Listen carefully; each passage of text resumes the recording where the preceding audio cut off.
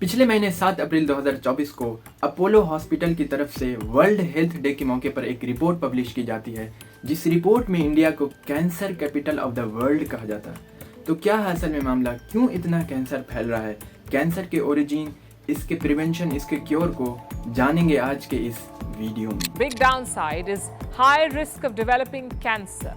Increasingly, age is a key risk factor. आने वाले 10 सालों में हमारे देश में कैंसर की दर बहुत बढ़ने वाली है। पिछले 2 साल में जो इन्वेस्टिगेशंस आई हैं, जितने भी एपिडेमियोलॉजिकल सर्वेज आए हैं, उन्होंने ये पता चला है कि यंगस्टर्स में जो 50 साल से कम उम्र के लोग हैं, उनमें कैंसर की दर ऑलमोस्ट 26 से 30% बढ़ने वाली है। कि कल ही विश्व स्वास्थ्य दिवस के मौके पर पेश हुई एक ताज़ा रिसर्च रिपोर्ट में भारत को दुनिया का कैंसर कैपिटल कहा। सोसाइटी में फैलने वाली बीमारियां यानी कि कम्युनिकेबल डिजीज, इसका तो अलग ही खौफ है, जैसे कि एड्स जो कि HIV वायरस की वजह से होता है, और हम लोगों ने कुछ साल पहले कोरोना वायरस को देखा जिसका अलग ही तहलका मचा हुआ था। लेकिन कैंसर का अलग ही सीन है, वो एक NCDs है यानी नॉन कम्युनिकेबल डिजीज, जो कि एक इंसान से दूसरे इंसान में नहीं फैलती है। सबसे पहले समझते हैं what is cancer. Cancer actually में होता क्या है? हमारे बॉडी सेल का अल्टरेशन हो जाना, जिसकी वजह से सेल का अनकंट्रोल ग्रोथ हो जाता है और वो सेल को डिस्ट्रॉय और अगल बगल के टिश्यू को डैमेज कर देते हैं। लेकिन सबसे बड़ा सवाल, ऐसा होता क्यों है? देखो, हम लोग सभी को पता है कि हमारी बॉडी मिलियंस नहीं ट्रिलियंस ऑफ सेल की बनी हुई है, जो कि time to time damage and reform होती रहती है। ये हमारा सेल और सेल का मेन पार्ट यानी कंट्रोल सेंटर, जिसको न्यूक्लियस कहा जाता है, और न्यूक्लियस में होते हैं क्रोमोसोम जो थ्रेड लाइक स्ट्रक्चर है, और उस क्रोमोसोम के अंदर होते हैं DNA, और DNA के ही पार्ट को तो जीन कहते हैं। हर जीन कुछ न कुछ कैरेक्टर के लिए रिस्पॉन्सिबल होता है, और ये जीन 4 टाइप्स के केमिकल मॉलिक्यूल्स का बना होता है, जिसे न्यूक्लियोटाइड कहते हैं: adenine, guanine, cytosine and thymine.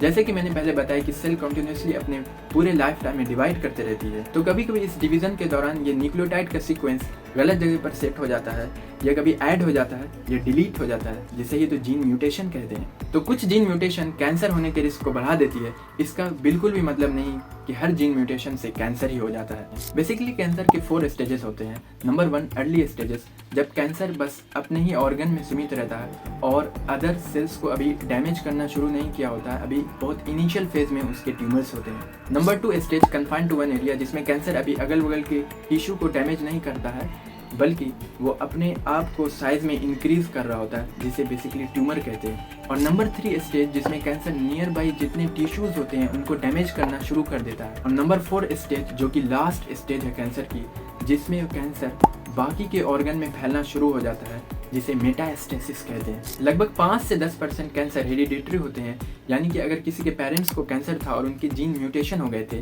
तो उनके बच्चे में भी वो जीन ट्रांसफ़र हो जाता है, तो इससे उसके बच्चे में भी कैंसर बढ़ने के रिस्क बढ़ जाते हैं। बाकी 90 to 95% कैंसर इन्वायरमेंटल फैक्टर्स की वजह से होती है, हमारे लाइफ स्टाइल की वजह से होती है, और कुछ कार्सिनोजन की वजह से। कार्सिनोजन वो सब्सटेंस है जो कैंसर कॉज के लिए रिस्पॉन्सिबल होता है। जैसे 25 to 30% कैंसर टोबैको की वजह से होते हैं।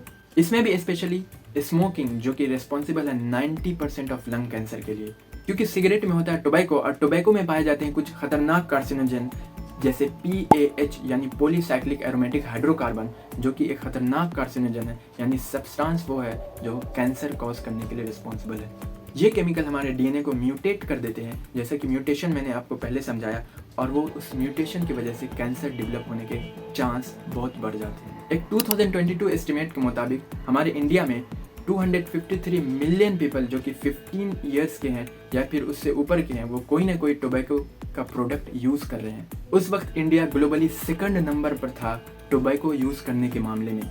क्यों नहीं करेंगे लोग टोबैको यूज़? क्योंकि हमारे कुछ फेवरेट एक्टर्स जो हैं, जो यूनिवर्सिटियों में जाकर सेमिनार और टॉक्स देते हैं बड़े बड़े, और वही सोसाइटी को पान मसाला के नाम पर क्या बेच रहे होते हैं, सबको मालूम है। और 30 to 35% कैंसर ओबेसिटी की वजह से, ओबेसिटी यानी मोटापा, हमारे लाइफ स्टाइल की वजह से, और ओबेसिटी की वजह से breast cancer, endometrial cancer, colorectal cancer, इन सब कैंसरों की लिस्ट है।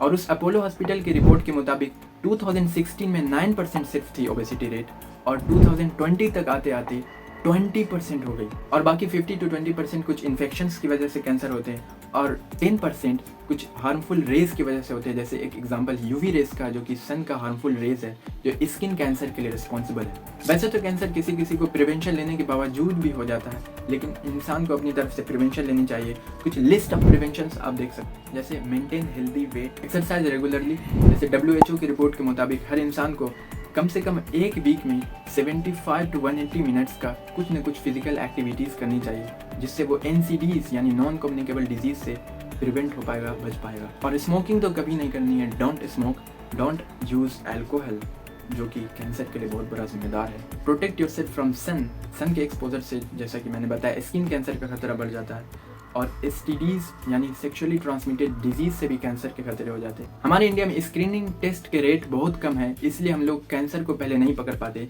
स्क्रीनिंग टेस्ट वो टेस्ट होता है जिसमें बीमारियों को उभरने से पहले ही पकड़ लिया जाता है और उसको पता कर लिया जाता है, फिर उसका इलाज करने में आसानी होता है पहले स्टेज में ही कैंसर के। एक WHO की रिपोर्ट के मुताबिक हर साल पूरे दुनिया में 9.6 मिलियन लोग, करीब 1 करोड़ लोग जान खो बैठते हैं कैंसर की वजह से, जो कि दुनिया में ये 2nd नंबर पर कॉज ऑफ डेथ के लिए रिस्पॉन्सिबल है। आप इन कुछ टिप्स को फॉलो करके अपने आप को प्रिवेंट करने की कोशिश कर सकते हैं।